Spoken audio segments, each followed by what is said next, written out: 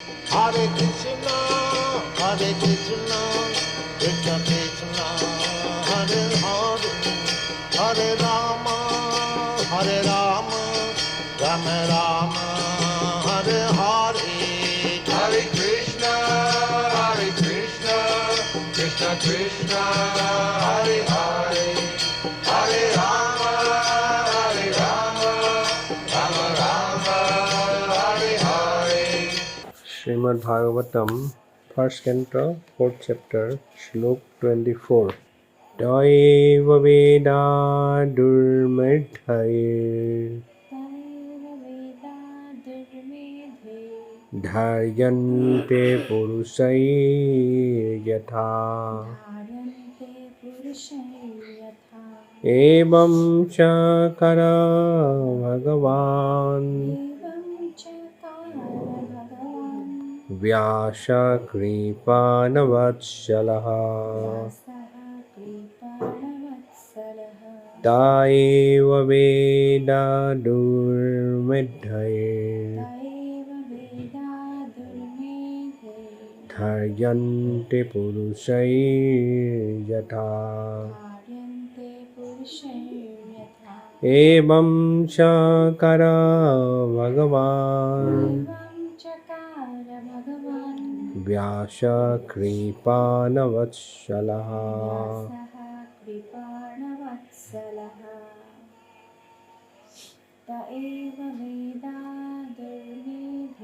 Daiva Veda Durmedhayir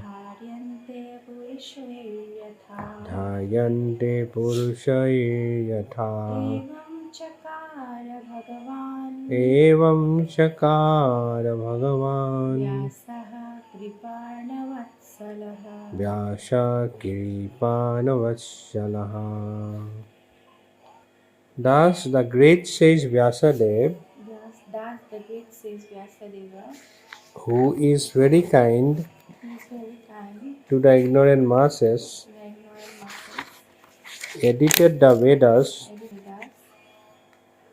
so they might be assimilated by less intellectual man. অনুবাদ এইভাবে অজ্ঞানীদের প্রতি অত্যন্ত কৃপালু মহর্ষি বেদব্যাস বেদ সংকলন করেন যাতে অল্প বুদ্ধিসম্পন্ন মানুষেরা তা হৃদয়ঙ্গম করতে পারে। তারপর প্রভুপাদের তাৎপর্য The Veda is one and the reasons for its divisions in many parts are explained herewith. The seed of all knowledge or the Veda is not a subject matter which can easily be understood by any ordinary man. There is a stricture that no one should try to learn the Vedas who is not a qualified Brahmana. This stricture has been wrongly interpreted in so many ways. A class of men who claim Brahmanical qualification simply by their birthright in the family of a Brahmana claim that the study of the Vedas is a monopoly of the Brahmana caste only. Another section of the people take this as an injustice to members of other castes who do not happen to take birth in a Brahmana family, but both of them are misguided. The Vedas are subjects which had to be explained even to Brahmaji by Supreme Lord. Therefore, the subject matter is understood by persons with exceptional qualities of goodness. Persons who are in the moods of passion and ignorance are unable to understand the subject matter of the Vedas. The ultimate goal of Vedic knowledge is Sri Krishna, the personality of Godhead. This personality is very rarely understood by those who are in the moods of passion and ignorance. In the Satya Yuga, everyone was situated in the mood of goodness. Gradually, the mood of goodness declined during the Treta and Dwapar Yugas, and the general mass of people became corrupt. In the present age, the mood of goodness is almost nil, and so for the general mass of people, the kind-hearted powerful sage Srila Vyasadeva divided the Vedas in various ways so that they may be practically followed by less intelligent persons in the moods of passion and ignorance. It is explained in the next shloka as follows. Namam Vishnu Padaya Krishna Prasthaya Bhutale Srimate Jaya Pataka Saminiti Namine Namo Acharya Padaya Nitai Kipapadayine Gurukatha Dhamadaya Nagara Grama Tarine Namo Vishnu Padaya Krishna Prasthaya Bhutale Srimate Bhakti Vedanta Saminiti Namine Namaste Saraswati Devi Gauravani Pacharine Nirvishesha Sunnavadi Pasata Deshatarine Mukhaṁ karoti vāshalam pangong langhaite girim Jatkripatamaham vande Sri Guru Dinakarnam Paranamanandamadavam Sri Chaitanya Isyanam Hari Om Tatshat. So ইয়াত এই শ্লোকটোত দৈব বেদা দুৰ্মধ্যে ধাৰ্যন্তে পুৰুষৰ্যতা এৱং সকাৰ ভগৱান ব্যাস কৃপানবৎসলা। এইভাবে অজ্ঞানীদের প্রতি অত্যন্ত কৃপালু মহর্ষি ব্যাস বেদ সংকলন করেন যাতে অল্প বুদ্ধি সম্পন্ন মানুষেরা তা হৃদয়ঙ্গম করতে পারে। মহর্ষি ব্যাসদেৱৰ কিমান যে কৃপা কলিযুগৰ মানুহৰ প্ৰতি সেইটো ইয়াত প্ৰকাশ পাইছে। তেওঁ সেই সময়তে গম পাইছিলে, দেখা পাইছিল যে যিহেতু তেওঁলোকে তত্ত্বজ্ঞানী যে কলিযুগত কি অৱস্থা হ'ব জীৱবিলাকৰ। সত্য যুগত মোটামুটি সকলোবিলাক কি হৈ থাকে, ধাৰ্মিক আৰু সত্ত্বগুণত থাকে। তেতা দাপৰত লাহে লাহে লাহে লাহে পলিউশ্যন হোৱা আৰম্ভ হয়। কলিত গৈ একেবাৰে সত্ত্বগুণত গুডনেছত নাথাকে, সেই মানে সাংঘাতিক অৱস্থা হয়। সেইকাৰণে ব্যাসদেৱে গম পাইছে যে ইমান বেদৰ এই তত্ত্ববিলাক, যদি বেদটো এখনেই, সমস্ত জ্ঞানৰ ভাণ্ডাৰ এখনেই আছিলে, সেই তেনেকৈ যদি থাকে তেতিয়া কোনো পধ্যে কলিৰ মানুহে এইটো, কলিযুগৰ মানুহে কেতিয়াও এইটো কি কৰিব নোৱাৰে, অনুসৰণ কৰিব নোৱাৰে, ফ'ল' কৰিব নোৱাৰিব। সেইকাৰণে তেওঁ কৃপা পৰৱৰ্ষত তেওঁ কি কৰিলে, তাক ভাগ ভাগ ভাগ ভাগ কৰি দিলে, যাতে তাক অন্ততঃ সেই পাৰ্ট হোৱাৰ কাৰণে যাতে সহজ হৈ যায়, বুজিব পাৰে, অনুসৰণ কৰিব পাৰে, ফ'ল' কৰিব পাৰে, নিজৰ জীৱনত প্ৰেক্টিচ কৰিব পাৰে। সেইটো ব্যাসদেৱৰ কৃপা। ইয়াত প্ৰভুপাদে এইকাৰণে তাৎপৰ্যত লিখিছে, ইয়াৰ প্ৰথমটোতে প্ৰভুপাদে লিখিছে যে বেদ হৈছে এখনেই, আৰু ইয়াত তাৰ বিভিন্ন ভাগত যে বিভক্ত হৈ গ'ল তাৰ কাৰণ বৰ্ণনা কৰা হৈছে। কি কাৰণে হৈছে? সমস্ত জ্ঞানৰ বীজ বা বেদ সাধাৰণ মানুহে কাৰণে সহজবোধ্য নহয়, বোধগম্য নহয়, বুজি নাপায়, ৰিয়েলাইজ কৰিব নোৱাৰে কোনো পধ্যে। সেইকাৰণে প্ৰভুপাদে ইয়াত তাৎপৰ্যত লিখিছে যে উপযুক্ত যোগ্যতা সম্পন্ন ব্ৰাহ্মণক বাদ দি অন্য কোনেও বেদ পাঠ কৰাৰ চেষ্টা কৰা উচিত নহয় বুলি শাস্ত্ৰত নিৰ্দেশ দিয়া আছে। সেইকাৰণে গোটেই মিছলিড কৰিব, নিজে মিছ ইণ্টাৰপ্ৰেট কৰিব, নিজেও বুজি নাপাব, আনক কি বুজাব। কাৰণ নিজে বুজি নোপোৱা বস্তুটো আনক বুজাব গ'লে সেইখন এখন কি হ'ব, এই কল্যাণ সাধন নকৰে, অপকাৰ সাধন কৰিব। শাস্ত্ৰ বেদৰ জ্ঞানটো হৈছে সমগ্ৰ জীৱৰ কল্যাণ সাধনৰ কাৰণে, মংগল সাধনৰ কাৰণে। কিন্তু এই মংগল সাধন নকৰিব, ই গৈ অমংগলৰ সৃষ্টি কৰিব যদি মিছ ইণ্টাৰপ্ৰেট কৰে। আৰু ইয়াত প্ৰভুপাদে এইটোও কৈছে যে শাস্ত্ৰৰ এই যিটো নিৰ্দেশ দিয়া হৈছে, এই নিৰ্দেশটোত বহুতে মিছ ইণ্টাৰপ্ৰেট কৰি বেলেগ বেলেগ ধৰণে ব্যাখ্যা কৰিবলৈ চেষ্টা কৰে। আৰু যিসকলে বহুত এটা শ্ৰেণী যোনে তেওঁলোকে প্ৰচাৰ কৰে যে ব্ৰাহ্মণ পৰিয়ালত যোনে জন্মগ্ৰহণ কৰিছে অকল যেন তেওঁলোকৰে এইটো সম্পত্তি, যোন ব্ৰাহ্মণ বাই বাৰ্থ তেওঁলোকৰ সম্পত্তি, আৰু বেলেগে আৰু ইয়াত হস্তক্ষেপ কৰিব নোৱাৰে, কাৰণ শাস্ত্ৰতে কোৱা আছে এইটো ব্ৰাহ্মণৰ বুলি। কোন ব্ৰাহ্মণৰ কথা কৈ আছে সেইটো উপলব্ধি নকৰি পেলাই কিছুমান মিছ ইণ্টাৰপ্ৰিটেশ্যন সমাজত বিয়পাই দিয়ে। আৰু কিছুমানে কয় যে যোনে ব্ৰাহ্মণ পৰিয়ালত জন্মগ্ৰহণ কৰা নাই তেওঁলোকে কয় যে এইটো আমাক মানে অকল ব্ৰাহ্মণ পৰিবাৰে এইটো কৰে, গতিকে আমাক মানে কি বুলি কৰিছে, আমাৰ প্ৰতি অন্যায় কৰে, এইটো অবিচাৰ হয়, এইটো যে আমি পাঠ কৰিব নোৱাৰোঁ। এইবিলাক ভ্ৰান্ত ধাৰণা কিছুমান গোটেই সমাজত প্ৰচাৰ কৰে। কোনে প্ৰচাৰ কৰে? এই যিসকল জন্মগত ব্ৰাহ্মণ আৰু যিসকল জন্মগত ব্ৰাহ্মণ নহয়, উভয়ে প্ৰচাৰ কৰে এইটো।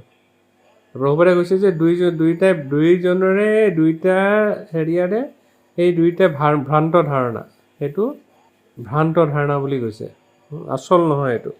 কাৰণ প্ৰভুপাদে উদাহৰণ দিছে যে বেদ হৈছে এনেকুৱা এটা বিষয়, স্বয়ং ব্ৰহ্মা, গোটেই মনুষ্যকুলৰ কোন ব্ৰহ্মাক কি বুলি কয়?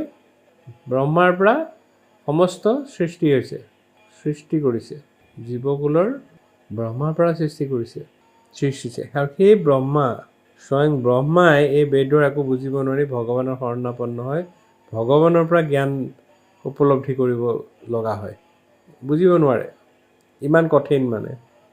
সেইকাৰণে ইয়াত প্ৰভুপাদে কৈছে যে এই জ্ঞান তেওঁলোকে অকল হৃদয়ংগম কৰিব পাৰিব যোনে সম্পূৰ্ণৰূপে সত্ত্বগুণত অধিষ্ঠিত হৈ আছে, মুড অফ গুডনেছ। আৰু যাৰ সত্ত্বগুণ নাই তেওঁলোকে যিমানেই চেষ্টা নকৰক প্ৰকৃত অৰ্থ যিবিলাক গুহাৰ্থ সেইবিলাক বুজিবলৈ সক্ষম নহ'ব কেতিয়াও। আৰু বৈদিক জ্ঞানৰ চৰম লক্ষ্য হৈছে পৰমেশ্বৰ ভগৱান শ্ৰীকৃষ্ণক জানা। বেদৈশ্য সৰ্বম অহমেৱ বেদ্য।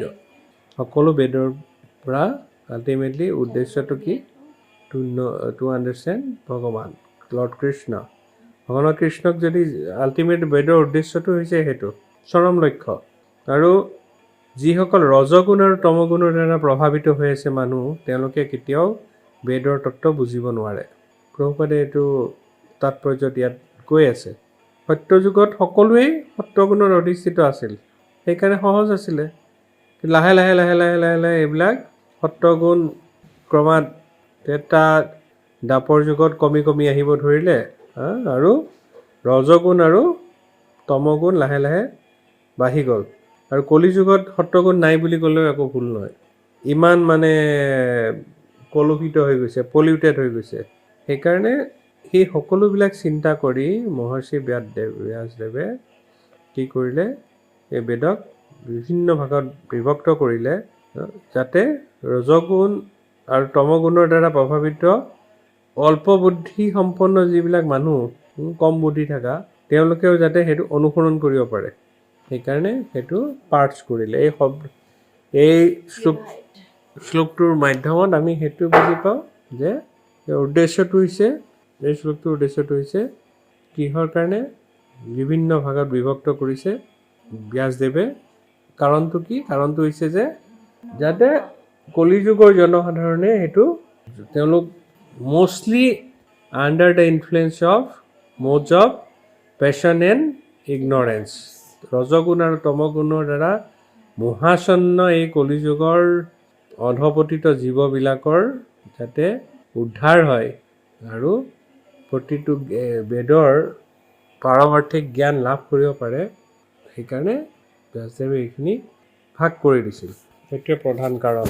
আৰু কলিযুগৰ ইয়াত যিটো প্ৰভুপাদে উদাহৰণ দিছে জন্মগত ব্ৰাহ্মণ, ক'তো শাস্ত্ৰত ক'তো উল্লেখ নাই যে জন্মগতভাৱে কোনোবা ব্ৰাহ্মণ হ'ব পাৰে বুলি। ভগৱানে কৈছে যে ময়ে সৃষ্টি কৰিছোঁ। কি সৃষ্টি কৰিছে? 4 বৰ্ণ 4 আশ্ৰম, চব মই সৃষ্টি কৰিছোঁ। চতুৰ্বৰ্ণম ময়া সৃষ্টম গুণ কৰ্ম বিভাগস্য। গুণ আৰু কৰ্ম অনুসৰি, গুণ আৰু কৰ্মৰ মাধ্যমত, গুণ আৰু কৰ্ম, তেনেকুৱা কোৱালিটিও লাগিব, তেনেকুৱা একশ্যনো লাগিব। কোৱালিটি আছে একশ্যন নাই, একশ্যন আছে গুণ নাই, এইটো সম্ভৱ নহয়। গুণ আৰু কৰ্ম দুইটাৰ মাজত সেইটো ওপৰত বেছ কৰি পেলাই 4টা বৰ্ণ মই সৃষ্টি কৰিছোঁ। এইটো লৈ বিৰাট সদায় কণ্ট্ৰভাৰ্চি হয়। অল ইণ্ডিয়া ব্ৰাহ্মণ এছ'চিয়েশ্যনৰ লগত প্ৰভুপাদৰ হেৰি হৈছিলে, এইটোক লৈ পেলাই ব্ৰাহ্মণ সমাজৰ লগত। শেষত বুজি পালে যে প্ৰভুপাদে যি ব্যাখ্যা কৰিছে এইটো সম্পূৰ্ণৰূপে প্ৰভুপাদৰ নিজৰ ব্যাখ্যা নহয়, শাস্ত্ৰৰ ব্যাখ্যা। প্ৰভুপাদে কেতিয়াও শাস্ত্ৰৰ ভাষ্য ইফাল কৰি পেলাই নিজৰ ভাষ্য তাৰ ওপৰত প্ৰদান কৰা নাই। Within the framework of the instructions of shastras, as per shastra. সেইকাৰণে প্ৰভুপাদে বহুত উদাহৰণ দিলে যিবিলাকক লাষ্টত তেওঁলোকে মানিবলৈ বাধ্য হ'ল যে জন্মগতভাৱে কোনো ব্ৰাহ্মণ নহয়। জন্মনা জায়তে শূদ্ৰ, জন্মনা জায়তে শূদ্ৰ, জন্মতে সকলোবিলাক শূদ্ৰ। আজিকালি কি হৈছে, ব্ৰাহ্মণৰ ঘৰত কোনোবা শৰ্মাৰ ঘৰত জন্ম ল'লে মানে মই মহান ব্ৰাহ্মণ, মহান পণ্ডিত মই। সংস্কাৰাত ভাৱেত দ্বিজ, জন্মনা জায়তে শূদ্ৰ সংস্কাৰাত ভাৱেত দ্বিজ। আৰু কলিযুগৰ সেইটো এটা লক্ষণ এটা আছে, বিপ্ৰতে সূত্ৰমে বহি। তেওঁলোকে 1 পইচাৰ সূতা এডাল ডিঙিত পিন্ধি থাকিও তেওঁলোকে ব্ৰাহ্মণ বুলি তেওঁলোক প্ৰতিষ্ঠিত হ'ব। কলিযুগৰ এইটো এটা লক্ষণ, বিপ্ৰতে সূত্ৰমে বহি। কিন্তু আগৰ দিনত সেইটো নহয়, তেনেকুৱা নহয়। কোৱালিটি থাকিব লাগিব, গুণ থাকিব লাগিব, আৰু তেনেকুৱা একশ্যন থাকিব লাগিব, কৰ্ম থাকিব লাগিব। ব্ৰাহ্মণৰ কৰ্ম হৈছে বেলেগক জ্ঞান দান কৰা। কি জ্ঞান এইটো? ব্ৰহ্মজ্ঞান, মানে ভগৱানৰ জ্ঞান দান কৰা। তেওঁৰ ব্ৰাহ্মণৰ গুণ এইটো নহয় যে তেওঁ গৈ পেলাই 100 কোটিৰ বিজনেছ কৰিব, 500 কোটিৰ বিজনেছ কৰিব, ডাঙৰ বিজনেছমেন হ'ব। কিন্তু ব্ৰাহ্মণৰ গুণ নহয়, সেইটো হৈছে বৈশ্যৰ গুণ, বৈশ্য কমিউনিটি, মাৰ্কেণ্টাইল কমিউনিটি, তেওঁলোকৰ গুণ এইটো। ব্ৰাহ্মণৰ গুণ নহয় যে মই ব্ৰাহ্মণৰ ঘৰত জন্মগ্ৰহণ কৰিছোঁ আৰু মই যিহকে পাওঁ তিহকে খাম, যি পাওঁ তাকে খাম, যি খাব লগা খাদ্য যিমান আছে সকলো মোৰ খাদ্য, এইটো মই ব্ৰাহ্মণ। এইটো সম্ভৱ হ'ব পাৰে নেকি? এইটো সম্ভৱ নহয়। ব্ৰাহ্মণৰ কোৱালিটি থাকিব লাগিব, আৰু যদি কোৱালিটি নাই তেন্তে তেওঁ ব্ৰাহ্মণ হ'ব নোৱাৰে।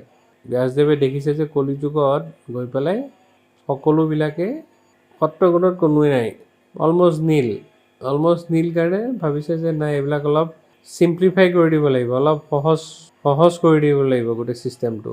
সেইকাৰণে পাৰ্ট ভাগ কৰি পেলাই প্ৰণয়ন কৰিলে, এডিটিং কৰিলে, লিখিলে, সংকলন কৰিলে। জয় গ্ৰন্থ শ্ৰীমদ ভাগৱত মহাপুৰাণ কি জয়, শ্ৰীল প্ৰভুপাদ কি জয়, Nitai Gaur প্ৰেমানন্দে। Hare Krishna, Krishna Krishna, Hare Hare.